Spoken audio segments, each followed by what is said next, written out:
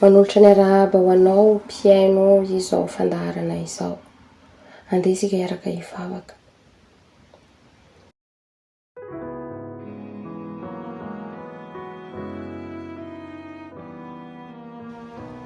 Ray malala tsara indrindra izay ny an-danitro, mideranao izahay, fa Andriamanitra lehibe ianao.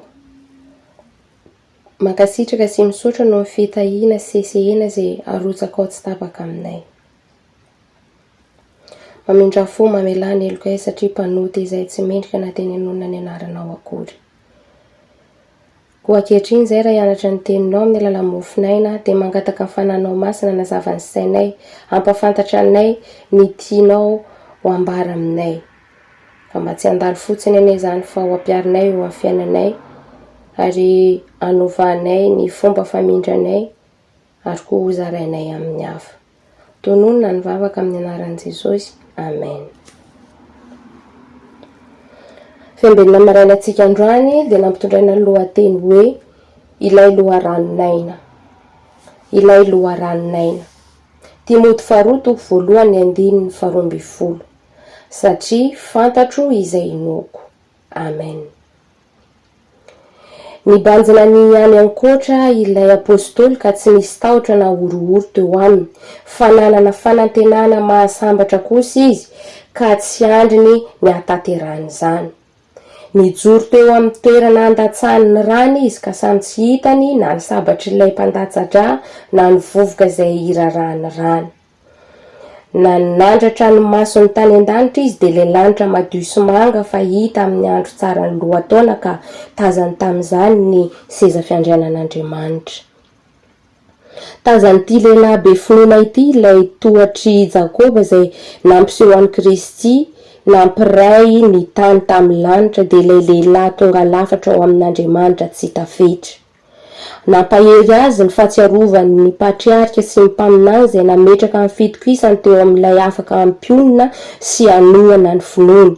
Ho azy koa ny lanoloran'ny aino izao. Nandova ny fatokinan'ilay Andriamanitra matoky tamin'ireo olo-masina ireo izy dia ireo izay nijoro tamin'ny finoany nandritra ny taona maro ny fandimby. Ireny namany ireny, apôstôly tahaka azy izay nitory ny filazantsara ny Kristy dia tsy maintsy nisetra ny fahateren'ny-tsaina ara-pivavahana sy ny finoanom-pona jentilisa. Niaritra koa ny fanenjena sy ny Yesu ireo rehetra izay nanao ny ainy tsy ho zavatra fa niezaka kosa hampamirapiratra ny hazavan'ny azo fijaliana teo anivon'ny faharatsiana.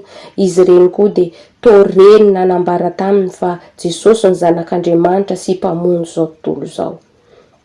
Toa ny karantsa natao antsofiny avy teo amin'ny toerana fanapahan-doha sy avy tao an-tranomaizina, avy teo amin'ny kodiaran'ny fampijaliana ary avy tany andavatany sy avy tany andavabato ny antsom-pandresen'ny martiora. Reny ny kristianina manambara amin'ny mpamendrena sy amin'ny kasahiana ny finoana dia nampijaliana sy nampahoriana sy nafoy aza. Nibanjina ny hoavy ny fisainany ary tonga teo amin'ny sahady ny fifoazana amin'ny fitsanganana amin'ny maty ka niarabany an'ilay loharanonaina dia ilay andray azy amin'ny firavoravoana miaraka amin'ny voavitra rehetra. Amen. Hivavaka isika. Tompo tsara indrindro, misaotra anao izany afatra mampahery mamelombelona izany. Voarainay tamin'izany fa na dia tsy maintsy handalo zavatsarotra, handalo fisedrana sy fampahoriana ary izahay dia miaraka aminay ianao. Ampio izay atoky sy fikitra amin'ny teny fikasanao ka raha ho avy tsy ho ela eny amin'ny raha olanitra ny ianao dia mba anisan'ireo faly hitsenanao izahay.